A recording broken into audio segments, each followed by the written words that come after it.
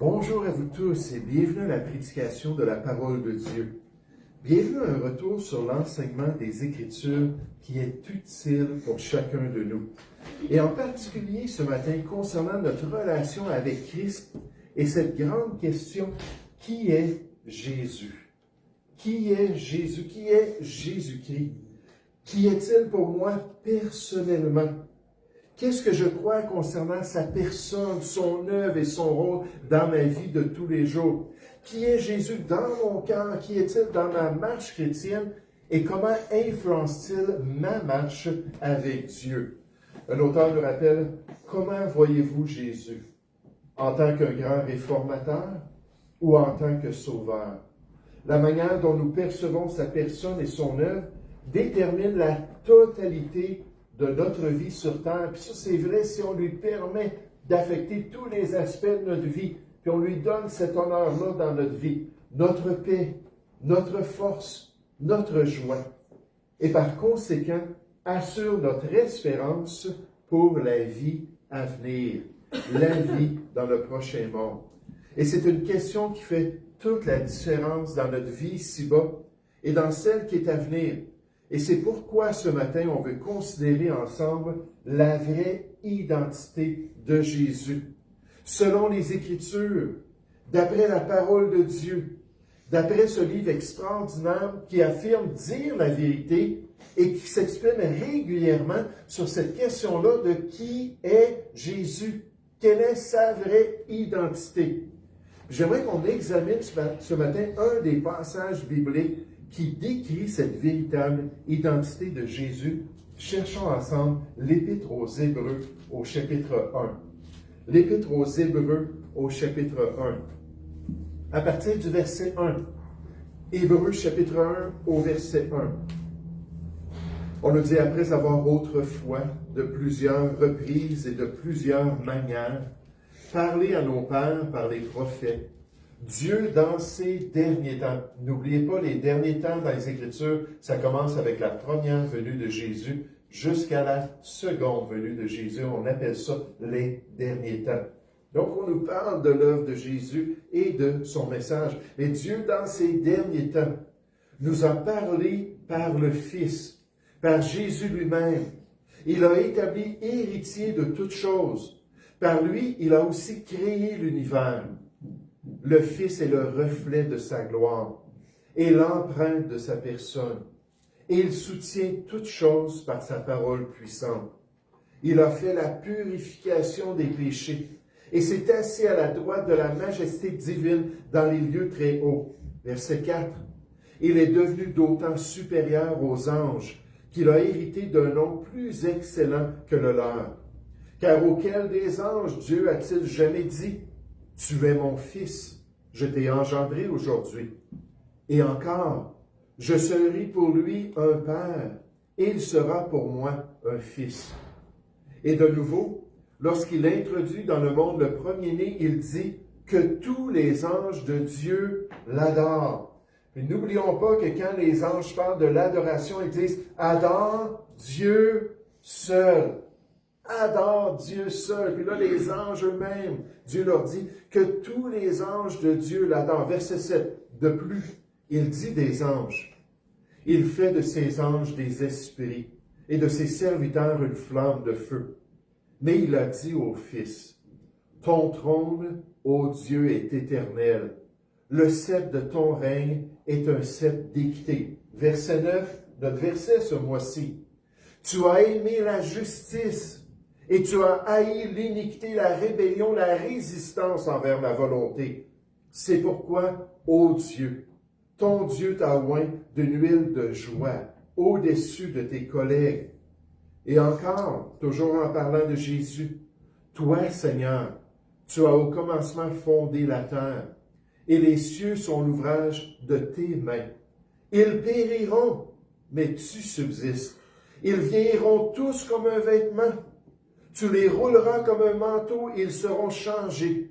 Mais toi, tu restes le même. Et tes années ne finiront point. Puis là, on pourrait continuer dans l'Épître aux Hébreux pendant 12 autres chapitres. Puis regardez ce rédacteur poussé par l'Esprit de Dieu qui nous explique en long et en large, qui est la personne de Jésus. Quel livre extraordinaire, l'Épître aux Hébreux, pour nous dire qui est Jésus. L'Épître aux Hébreux est le dictionnaire divin pour la Christologie ou pour la description du Christ. Elle ne se contente pas d'affirmer que Jésus est le Fils de Dieu. Elle le définit. Elle établit Christ comme supérieur aux prophètes, supérieur aux anges, supérieur à Moïse, supérieur au sacerdoce lévitique et même au sacrifice de l'Ancienne Alliance dans toute cette description, en présentant Christ comme souverain sacrificateur éternel, selon l'ordre de Melchizedek, et comme l'exacte empreinte de la substance de Dieu, de la nature divine. L'Épître aux Hébreux donne la définition la plus élevée et la plus claire de qui est Jésus réellement. Le médiateur parfait et la révélation finale de Dieu. Et ce matin, j'aimerais qu'on voit l'introduction de l'Épître ici, dans le chapitre 1, et qu'on puisse répondre à cette question-là. Qui est Jésus? J'espère que la révélation des Écritures va venir dans notre cœur et va nous permettre d'accepter qui est Jésus et d'expérimenter qui est Jésus dans notre quotidien pour avoir une vraie relation avec lui, pour devenir comme l'apôtre Paul qui a dit « Car Christ est ma vie ». Il est le sens de mon existence. Il est la personne la plus importante. Il dit « Je regarde tout comme de la boue, comme des déchets, comme des vidanges » à cause de l'excellence de la connaissance de Jésus. Alors que Jésus devient le plus grand être dans notre vie, supérieur à tous les autres. Mais regardons ça ce matin. J'aimerais qu'on puisse débuter dans notre texte principal en comprenant que Jésus, il est le grand messager de Dieu. Jésus est le grand messager de Dieu. Il est la parole de Dieu. Il est le Verbe incarné parmi les hommes, celui qui est venu partager la vérité de Dieu à l'humanité. En fait, Jésus est tellement le meilleur messager des Écritures que par sa nature et son essence, on le décrit comme la vérité elle-même. Une vérité qu'on devrait écouter, une vérité qu'on devrait recevoir, une vérité qui devrait affecter notre vie, alors qu'on comprend que Jésus est la vérité ultime dans notre existence. Il a dit de lui-même, « Je suis le chemin, je suis la vérité. » Remarquez l'article défini dans le grec, ça dit, il n'y a pas un autre chemin comme lui, il n'y a pas une autre vérité comme lui, et je suis la vie. Nul ne vient au Père que par moi. L'ange en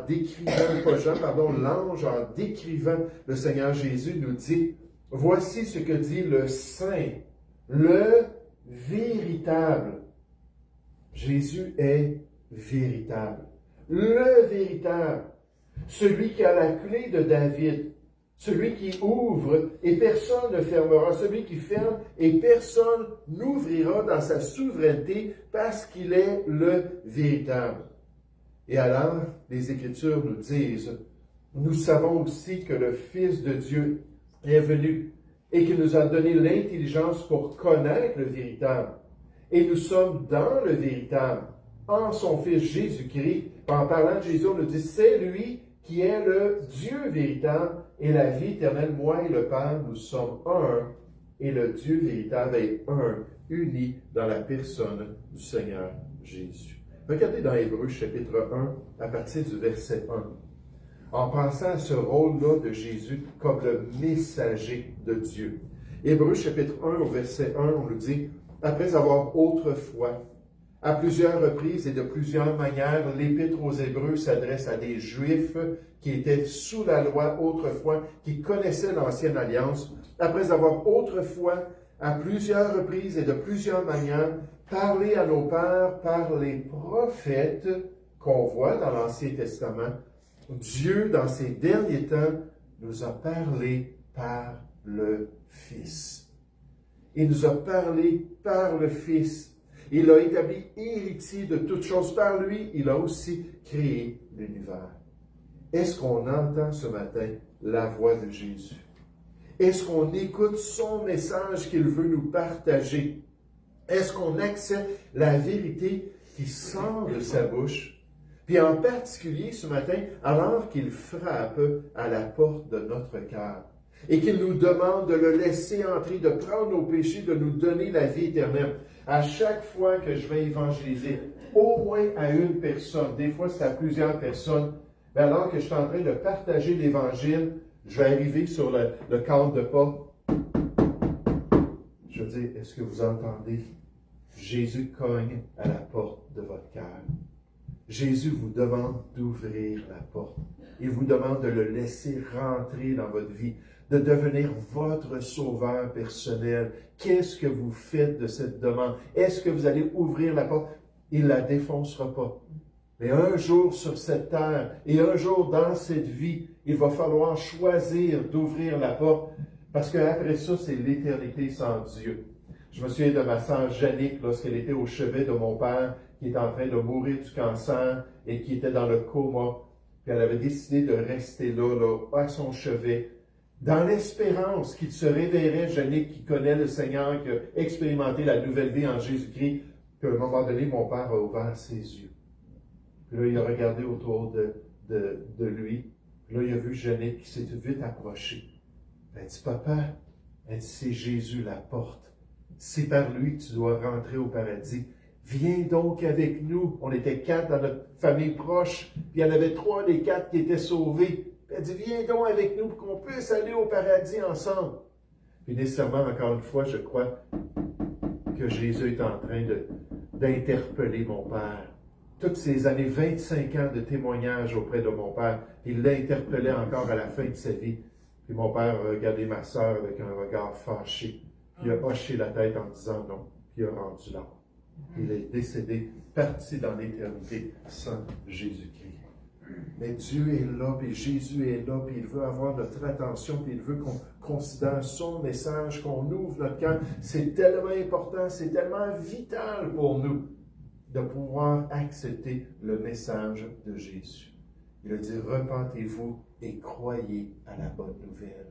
Il a dit, tournez-vous vers moi, vous qui avez soif, et venez à moi.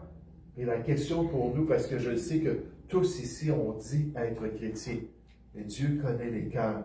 Et Dieu m'a mis à cœur de me concentrer sur ce point-là ce matin. Est-ce qu'on est vraiment sauvé? Est-ce qu'on a vraiment fait ce choix-là envers lui? Quelle réalité importante. Mais aussi, pensons à notre passage ce matin. On va un peu plus loin qu'un messager. On nous dit que Jésus, c'est le grand créateur. Jésus, c'est le grand créateur de toutes choses. C'est lui, Jésus, qui a créé tout l'univers.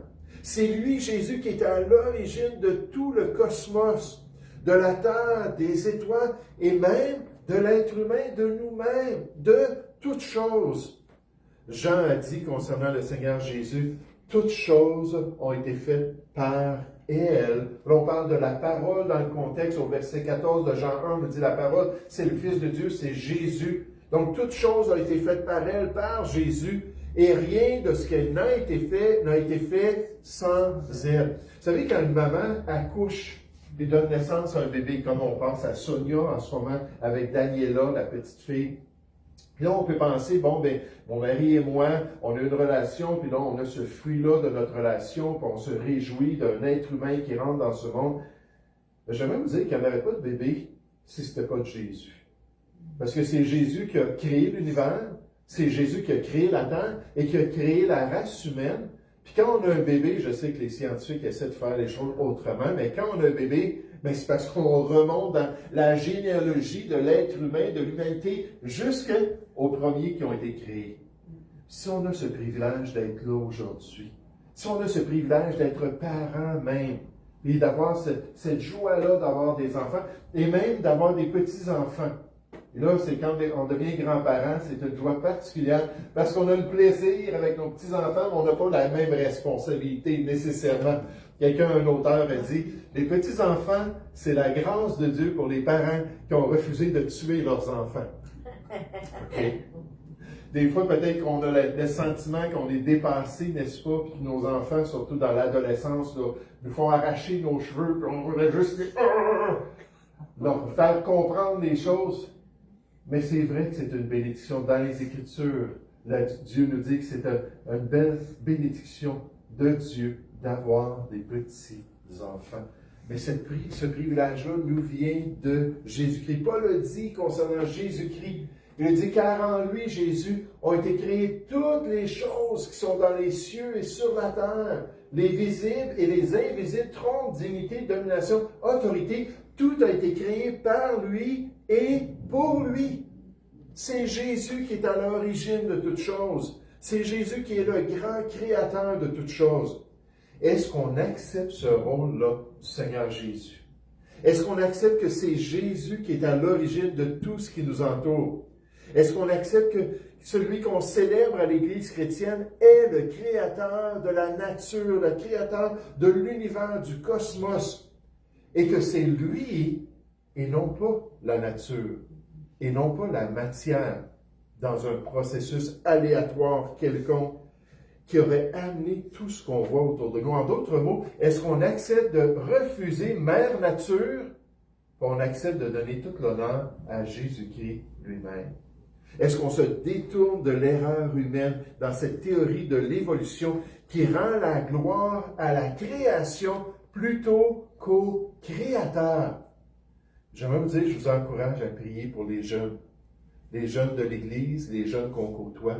Dans le système public, on leur dit totalement le contraire. On leur présente une fabulation, une invention humaine concernant une théorie qui ne tient pas à toutes sortes de niveaux. Ça démontre que ce n'est pas scientifique, la théorie de l'évolution. Mais tout ça pour nous détourner de la réalité. On s'approche bientôt de Noël, n'est-ce pas? De qui est-ce qu'on va parler dans la société à Noël? On va parler du Père Noël. On va parler de toutes sortes de choses pour nous détourner de la réalité de Noël historiquement. C'est pour dire, le Sauveur est venu dans ce monde. Jésus-Christ s'est incarné pour venir payer pour nos péchés et nous donner cette vie éternelle. Bon, on est tout en train de changer les normes. En Europe, ils ont cette même perspective-là qu'on a ici au Québec avec nos lois qui veulent séculariser le plus possible. On veut que ça soit laïque dans toutes choses.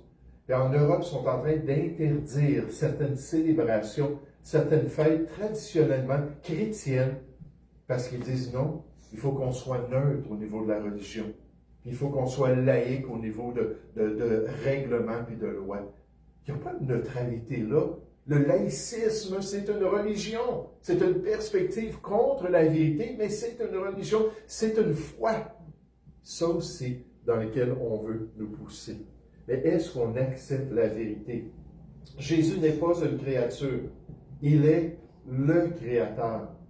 Seul Dieu a le pouvoir de créer ex nihilo, de créer quelque chose à partir de rien. Le fait que Jésus ait créé tout ce qui existe, y compris le temps, l'espace, l'énergie, la matière, démontre qu'il est Dieu et qu'il possède une autorité et une prééminence au-dessus de tout ce qu'il a fait. Il est la source, le moyen et la fin de toute existence, nous rappelle le pasteur MacArthur. Regardez dans notre texte, on le répète à 2 reprises, dans Hébreux chapitre 1, en parlant de l'identité de Jésus. À partir du verset 1 encore, après avoir autrefois à plusieurs reprises et de plusieurs manières parlé à nos pères par les prophètes, Dieu, dans ces derniers temps, nous a parlé par le Fils. C'est pour ça qu'on a le Nouveau Testament. Le Nouveau Testament, c'est le message du Fils, c'est le message de l'Esprit de Christ qui vient confirmer et qui vient se rajouter à l'ancienne alliance. Il nous a parlé par le Fils. Il a établi héritier de toutes choses. Par lui, par le Fils, par Jésus, il a aussi créé l'univers. Le Fils est le reflet de sa gloire et l'empreinte de sa personne. Et il soutient toutes choses. Jésus soutient toutes choses par sa parole puissante. Toute l'immensité de l'univers, c'est Jésus qui le soutient, qui permet qu'il continue. Il a fait la purification des péchés, cet aspect spirituel, et s'est assis à la droite de la majesté divine dans les lieux très hauts. Verset 10, Hébreux 1, 10, et encore, toi, Seigneur, on parle à Jésus dans le texte, tu as au commencement fondé la terre, et les cieux sont l'ouvrage de tes mains. Ils périront la terre et les cieux, mais tu subsistes. Ils vieilliront tous comme un vêtement. Tu les rouleras comme un manteau et ils seront changés dans de nouveaux cieux, nécessairement une nouvelle terre, la Bible dit. Mais toi, tu restes le même. Et tes années ne finiront point. Est-ce qu'on l'honore comme le Créateur de toutes choses? Est-ce qu'on le proclame comme celui qui est à l'origine de tout l'univers? Est-ce qu'on exalte les fabulations humaines plutôt que le Seigneur Jésus en face des réalités autour de nous? La foi chrétienne repose sur le fondement inébranlable que Jésus a créé le monde en 6 jours littéraux, comme le décrit le livre de la Genèse. Le chrétien doit se positionner sur l'autorité des Écritures, sur ce que Dieu a révélé, plutôt que sur les spéculations changeantes et sans fondement de la science moderne qui nie le Créateur, qui nie la réalité que Jésus a fait toutes choses. Ce chrétien qui est un scientifique continue en disant, lorsque l'on compromet le récit clair de la création pour s'adapter à la théorie humaine de l'évolution, on ne fait pas qu'abandonner un fait scientifique, on mine l'autorité de la parole de Dieu tout entière, y compris le fondement de l'Évangile. Et ce matin, c'est ce qu'on considère en tant que chrétien. On considère premièrement que Jésus, c'est le grand messager. Puis là, on se pose la question, est-ce que je l'écoute? Est-ce que je passe du temps dans sa parole? Est-ce que je veux comprendre sa volonté? Deuxièmement, on voit qu'il est le Créateur. Est-ce qu'on reconnaît ce rôle-là? Puis qu'on s'élève contre les mensonges qui nous entourent autour de nous. Mais j'aimerais vous suggérer de même que Jésus est digne d'adoration. Jésus est digne de notre adoration comme Dieu. Il est digne de tout honneur. Il est digne de notre vénération complète, digne de notre amour, de notre piété entière, comme le Sauveur, le Seigneur et le Dieu de notre vie. Est-ce que quand on pense à Jésus, on pense à celui qui m'aime? On pense à celui qui dirige mon existence. On pense à celui que je veux côtoyer quotidiennement. Je ne veux pas passer une journée sans avoir pris du temps avec Jésus. Est-ce qu'on le voit comme celui qui a accès à ma vie, qui connaît tous les détails de mon homme intérieur, tous les aspects de mes émotions, tous les aspects de mes désirs, parce que je lui donne accès à tout. Oh, j'avais tellement été touché par ça alors qu'une dame chrétienne avait raconté son cheminement, sa croissance spirituelle, comment est-ce qu'elle avait cru dans cette relation avec Jésus-Christ, puis dans cette grâce-là qui vient lorsqu'on marche avec lui. Puis à un moment donné, elle avait vu l'image d'une maison. Puis là, elle avait pensé à cette réalité-là, que sa vie, c'était comme une maison.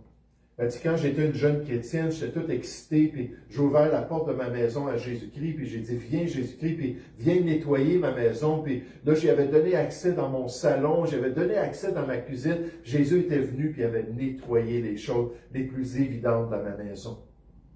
Mais là, alors que j'ai commencé à grandir avec lui, puis à le côtoyer, là, il me demandait, oui, mais est-ce que je peux aller dans cette chambre-là? Là, je ne sais pas si je veux que tu vois ce qui se passe là dans cette chambre-là, Seigneur. Je ne sais pas si je veux que tu sois au courant de ce qui arrive dans ma vie à cet égard. Elle dit, plus que je grandissais avec lui, plus que j'avais confiance, plus que je croyais qu'il m'aimait réellement, plus que là, je disais, oui, oui, vas-y, Jésus, rentre puis nettoie la chambre. Puis je te donne accès. Puis là, un peu plus tard dans ma croissance, Jésus a dit, oui, mais qu'est-ce qui arrive dans le sous-sol? J'aimerais ça aller voir dans le sous-sol. Elle dit, j'ai honte. J'ai honte de ces choses-là dans ma vie. J'ai honte de ces choses-là dans mon cœur. Elle dit, OK, mais finalement, j'ai assez confiance. Elle dit, vas-y dans le sous-sol. Puis là, plus que ça continuait, plus que ça devenait profond dans ma vie, puis à un moment donné, j'ai compris que Jésus me demandait, est-ce que je peux aller partout dans ta maison? Puis tout changer ta maison, tout nettoyer ta maison. Elle dit, c'est ce jour-là où j'ai dit, Seigneur, je te donne accès à tout. Tout ce qui a rapport à ma vie, tout ce qui a rapport à mon cœur. Elle dit, à partir de ce moment-là, elle dit, j'ai eu tellement une transformation en profondeur. Là, c'était plus juste ce que les gens voyaient. Là, c'était encore plus important, ce que Dieu voyait.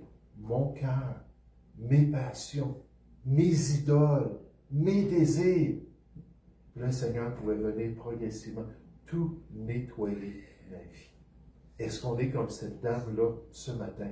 Puis on comprend qu'il est digne en toutes choses de régner sur notre vie, qu'on puisse marcher avec lui. Un auteur nous dit, nous ne pouvons jamais séparer l'œuvre de la rédemption de l'œuvre de la création, car le Rédempteur est aussi le Créateur.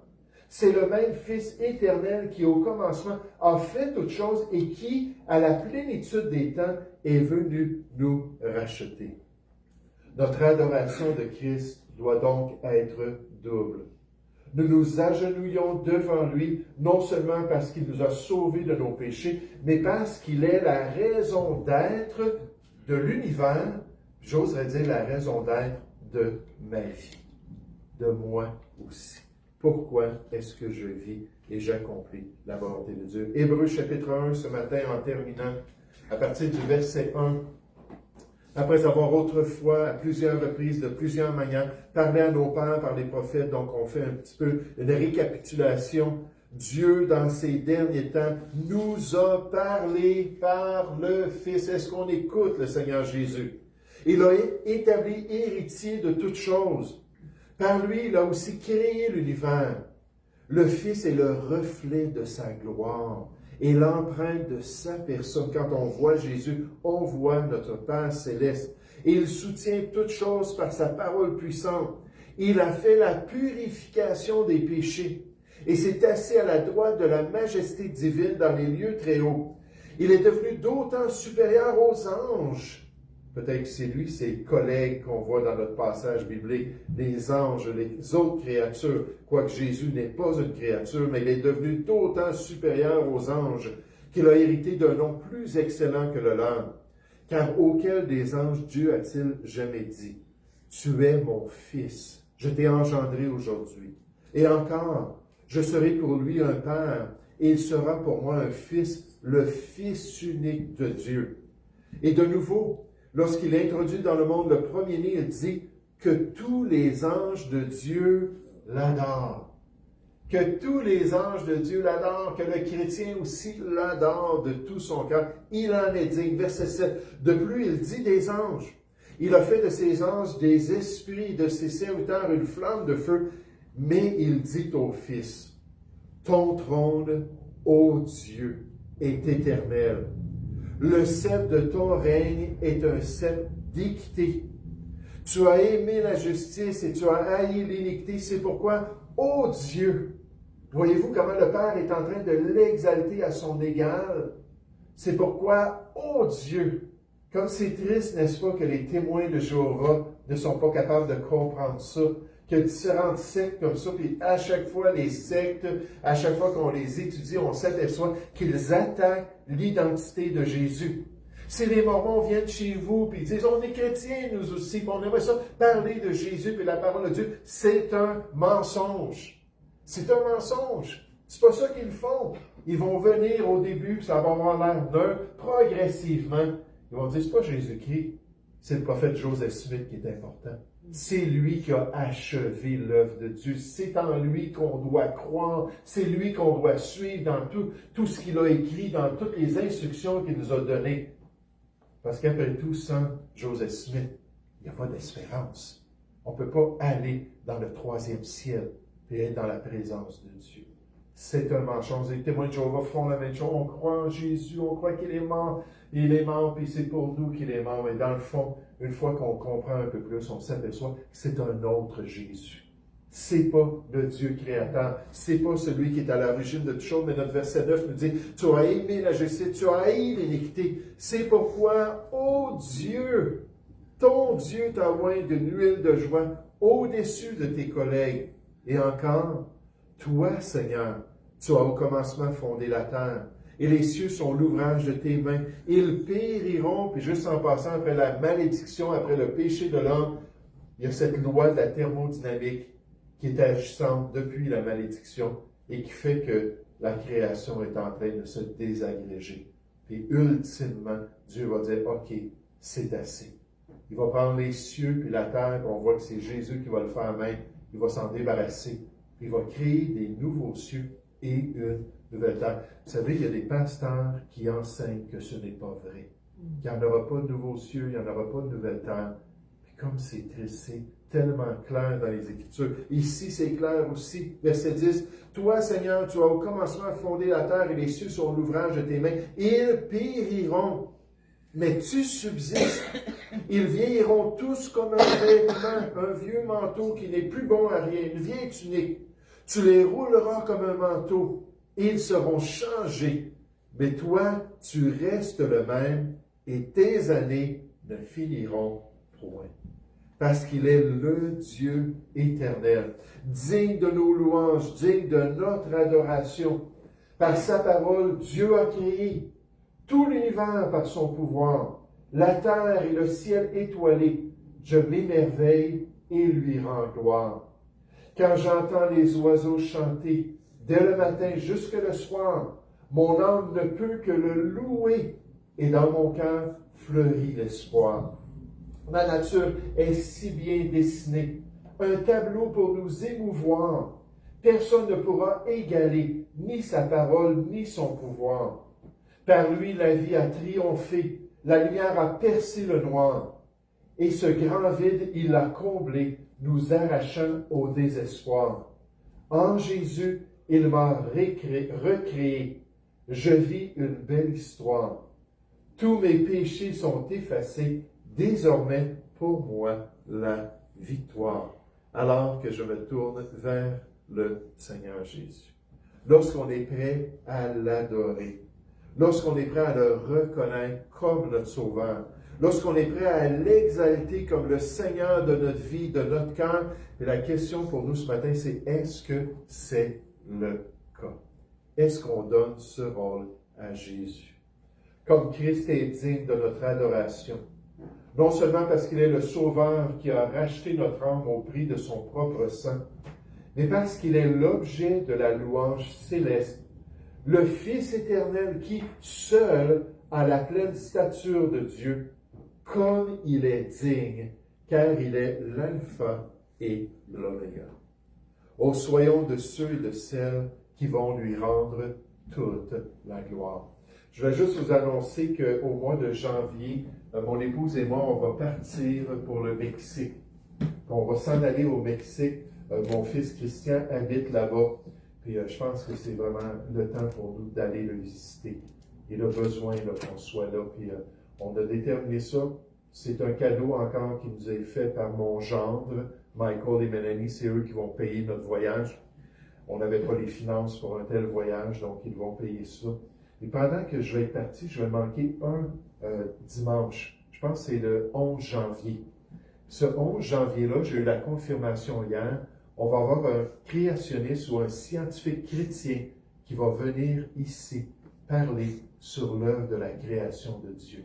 Et vous le connaissez, ceux qui sont là depuis plus longtemps, Jonathan Nicole, qui est un scientifique chrétien, puis qui va venir présenter encore une fois le monde qui nous entoure d'une perspective scientifique, mais d'une perspective qui s'aligne avec Jésus, le grand créateur. Et nous, on ne sera pas là, mais je sais qu'il va être une bénédiction à chaque fois qu'il est venu. Il y avait toujours des choses très intéressantes à nous montrer d'une perspective de quelqu'un qui a regardé la nature, puis a regardé le monde autour de lui, puis qui a pu voir la gloire de Dieu. Puis nous présenter ça encore une fois. Donc, priez pour lui, Jonathan, que le Seigneur puisse le bénir puis l'utiliser en 2016 pour pouvoir être une bénédiction pour 2026. Oui, merci. On ne rentrera pas dans une machine à voyager dans le temps. 2026, merci beaucoup. D'habitude, c'est mon épouse qui me le dit, mais elle n'était pas là. Mais est-ce qu'on écoute le Seigneur Jésus? C'est lui le grand messager, l'ultime messager. C'est pas Mahomet, c'est pas Joseph Smith, c'est pas d'autres grands prophètes de l'histoire. C'est le Seigneur Jésus. Est-ce qu'on accepte quand on voit le monde, la nature, quand on se regarde dans le miroir, est-ce qu'on accepte que nous sommes l'œuvre du Seigneur Jésus-Christ? Et surtout, est-ce qu'on est prêt à l'adorer, à se tourner vers lui et à dire gloire à toi, Jésus, pour tout ce que tu es dans ma vie. Nous allons prier ensemble. Ô Père Céleste, j'aimerais te remercier pour l'Épître aux Hébreux. J'aimerais te remercier, Père, pour ton Saint-Esprit qui a poussé ce rédacteur à parler de l'ancienne alliance à ces Juifs, mais surtout à démontrer la supériorité de ton Fils, la supériorité du Seigneur Jésus. Ô Père Céleste, qu'on puisse l'aimer encore plus, qu'on puisse encore être plus passionné pour lui et qu'on puisse avoir cette relation qui va nous permettre un jour de rentrer dans sa gloire et de continuer une intimité avec le Fils de Dieu. Bénis-nous et guide-nous cette semaine. Encourage-nous alors qu'on est distinct, alors qu'on est différent, alors qu'on veut vraiment marcher pour toi. Bénis abondamment, nous te prions, au nom du Seigneur Jésus. Amen.